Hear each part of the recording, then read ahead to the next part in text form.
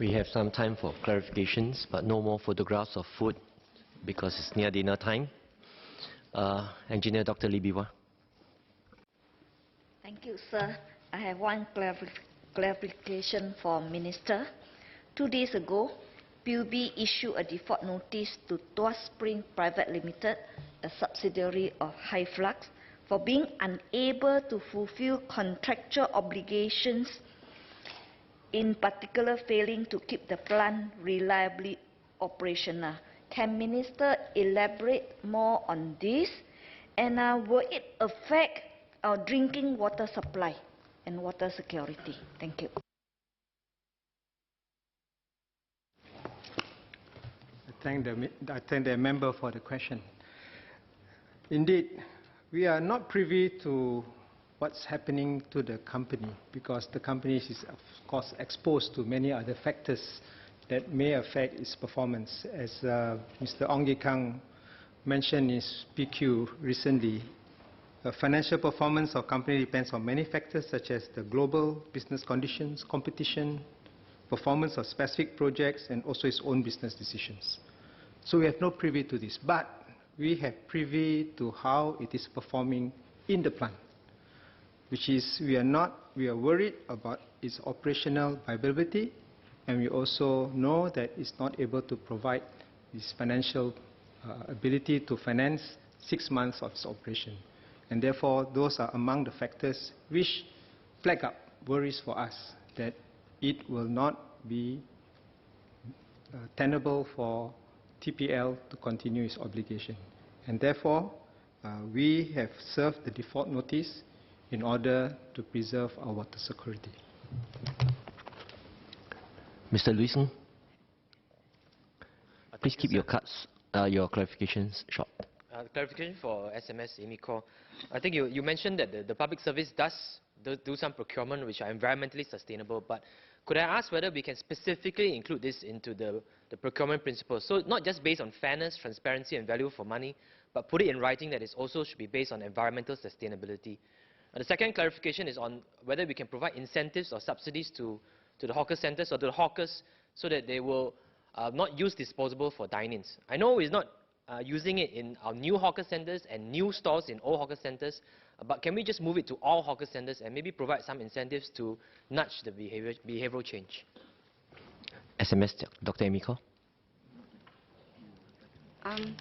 As I've said, under the public sector taking the lead for environmental sustainability, they are already practicing procurement based on taking into account environmental sustainability.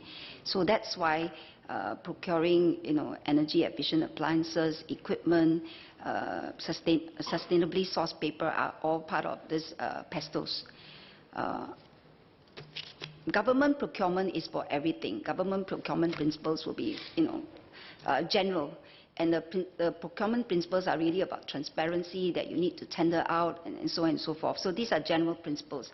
But for environmental sustainability, public sector has indeed taken a lead by, drafting up these guidelines on procuring and taking the lead in terms of environmental sustainability, not just in procurement, but also in other areas.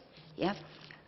With regards to your question about incentivizing hawkers to use disposables, we do not have any intention to do that at this present moment. But what we have done really is look at encouraging the existing hawkers to not use disposables for dine-ins. In the case of hawker centres that are already on our Productivity Hawker Centres program, which means they used centralized dishwashing and tray return, they already will not be allowed to use disposables for dine-in. And what we are hoping to do now is actually to work with the Hawker Association, with the ground, encourage the hawkers, try and get them onto this Productivity Hawker program.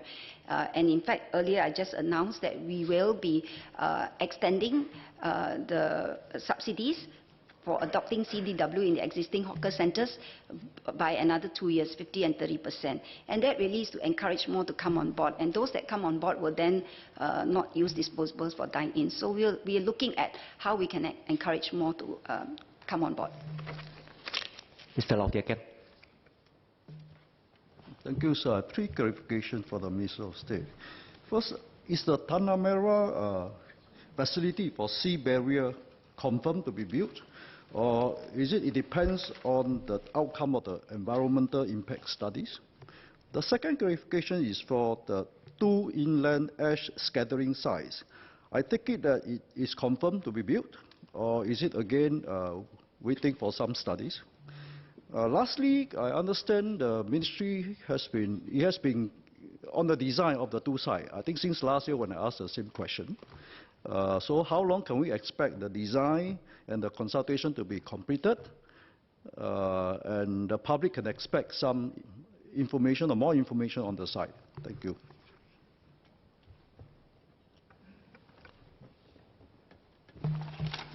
With regards to the Tanah Merah site for the post-death rights facilities, as I've noted, the environmental impact study is still in progress.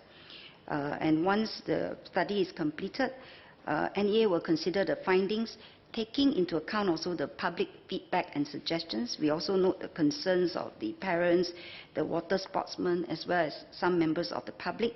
So we'll take all these into account and before coming to a decision on the proposed post-death rights facilities. So this one is not confirmed yet. We are still looking into it. For the IAS 2 sites, Choa Chu Kang as well as the Mandai Columbarium and complex, they are confirmed. That's why I said that they are on track to the facilities will be completed by 2020 and 2021. But we're still in the design and planning stage because we have already undertaken the consultation and we are taking this on board in the design of the facilities. So once they are ready, we will share with the public. Ms. Irene Kwek. Deputy Chairman, I have 2 clarifications for SMS Dr. Khor. So the first one is, can I confirm when you share about disposal of drugs, they can be safely disposed into trash? Are you referring to all drugs, including cytotoxics and antibiotics? Because I understand NEA do have guidelines on special handling for such drugs like cytotoxics and antibiotics. And my second concern is, as mentioned in my speech, it's not just about safe disposal, but it's about the risk of accidental ingestion as well as diversion for illicit use. So would NEA be keen to still explore take-back programs? Thank you. Regarding the drugs, if they are toxic, they will have to be disposed of by the specialized industrial waste collectors. Yeah. Regarding the recycling of drugs, I think we'll need to work with MOH on this because obviously there are issues of safety and so on with regards to the drugs. Right? Once it's open, are there issues with this? So I think this is something that we'll have to work closely with NEA, with MOH, NEA and MOH. Yeah. Associate Professor Daniel Goh. Thank you, Chairman. 2 clarifications for Minister. This is regarding the Tuas Spring case. Reports have said that if the defaults are not managed properly and the restructuring is going to fail, High Flux is going to basically close shop. And if that happens, would that affect the other operations of High Flux in Sing Spring desalination plant, Bedok New Water, and the other one is a Jurong bioreactor, right? So would it affect the operations there? Would that therefore affect the water supply? And the second clarification is, does this whole episode regarding Tuas Spring say something about the viability of public-private partnership in areas, in areas that are existential to us? And would the government reconsider its position to make sure that these things don't happen anymore?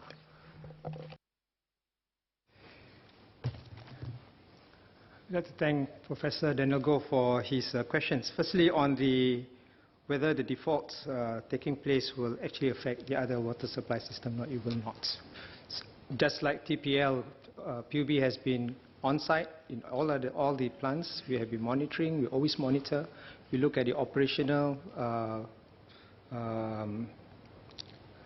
readiness of these plants, and then we also see whether they can key up to the capacities that they are designed for. And if they should default, the same step-in rights can be invoked. But more importantly, in this PPP model, the large part of our water system is under PUB. It's under PUB. So this is not a huge part of what we have. In adopting the PPP model, we get many advantages. We get issues. We are able to not invest in capital, pay only for what we need. We also can build local capabilities of our enterprises who can also then bring this for export purposes.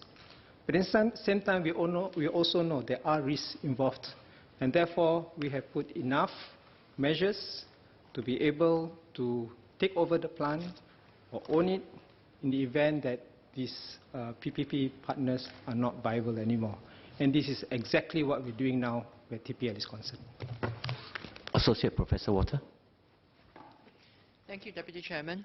A clarification for the Minister. Is there a timeline for zero emissions for the public vehicle fleet?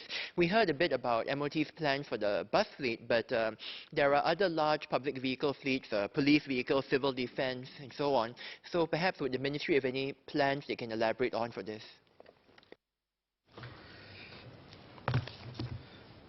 Thank you, Professor Walter.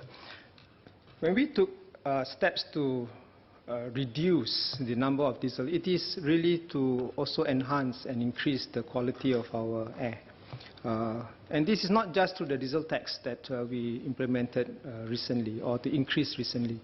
We have others. We have the VES under COS scheme where we incentivize or disincentivize the use of pollutive or non-pollutive vehicles.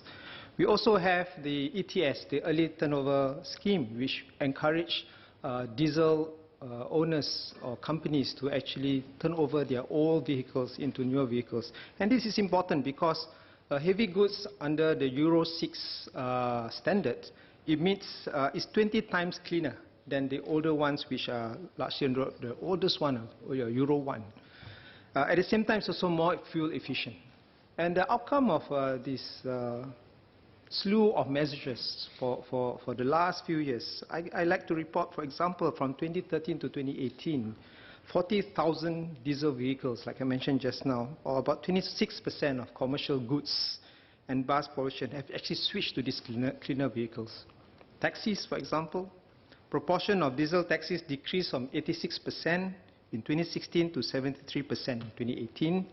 In fact, 0 new diesel taxis were registered in 2018. I think that's great news. It shows that all these 3 measures are taking effect. And more importantly, the sum of all these, including the decrease of the population or the number of diesels on the road from these classes of vehicles, have actually contributed to the decreasing trend of PM 2.5, which is very important. And I think WHO advisories tell us that PM 2.5 is carcinogenic. It can cause cancer because it's part of what diesel does. And the tightened industrial emission, together with this, actually has seen contribution of 2.5, PM 2.5, reducing over the years. But the bad news is we're still above the WHO standard. Therefore, we still got to do more. Can we do away totally with diesel vehicle until a more viable vehicle type that can go towards zero emission or totally zero emission for these heavy vehicle categories in the market and are accessible and affordable? We'll go for it. But for the moment, let's do this slowly and help the industry transform. At the same time, make sure that all of us breathe clean air. I'll take one last clarification. Dr. Lim Wee Kiat. Thank you, Chairman. I'd like to ask Minister to provide the response as I suggested, whether will the Ministry be considering a climate change bill?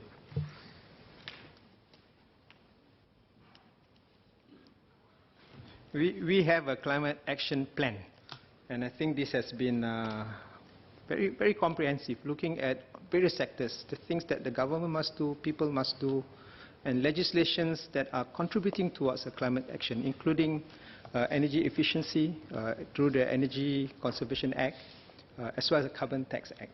So it was really an omnibus of various legislation that, if we put together, we would call it a climate change bill. But in the absence of which, I think it is sufficient now for what we have, and the measures that we put in place, we believe that we will be able, in the first instance, to meet our nationally determined contribution for reducing our greenhouse gas emission by 36% by 2030, and then leveling after that. I think that's most important.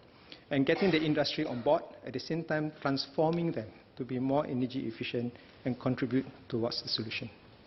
Engineer Dr. Lee, would you like to withdraw the amendment? Chairman, we are all very proud of our water story. I'm sure all of us are looking forward to another success story, that is our food story. I would like to thank Minister and SMS and everyone in the ministry for their excellent work. And I would like to thank my GPC members for speaking up so passionately. Chairman, I beg leave to withdraw my amendment. Is the member given leave to withdraw the amendment? I think the leave of the majority is given. The amendment is withdrawn. The question is that the sum of $1,589,796,200 for head L stand part of the main estimates. As many as are of the opinion say aye. To the contrary say no. I think the ayes have it. The ayes have it. The question is that the sum of $1,170,516,600 for head L stand part of the development estimates. As many as are of the opinion say aye. To the contrary say no. I think the ayes have it. The ayes have it.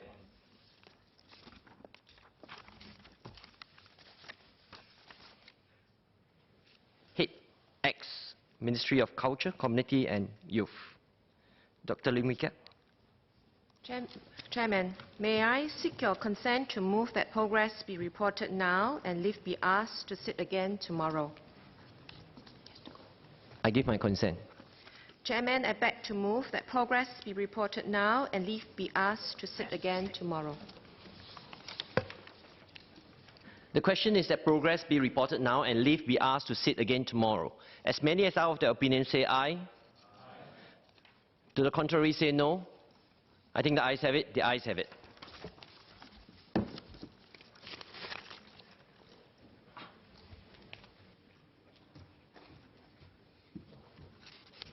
Minister.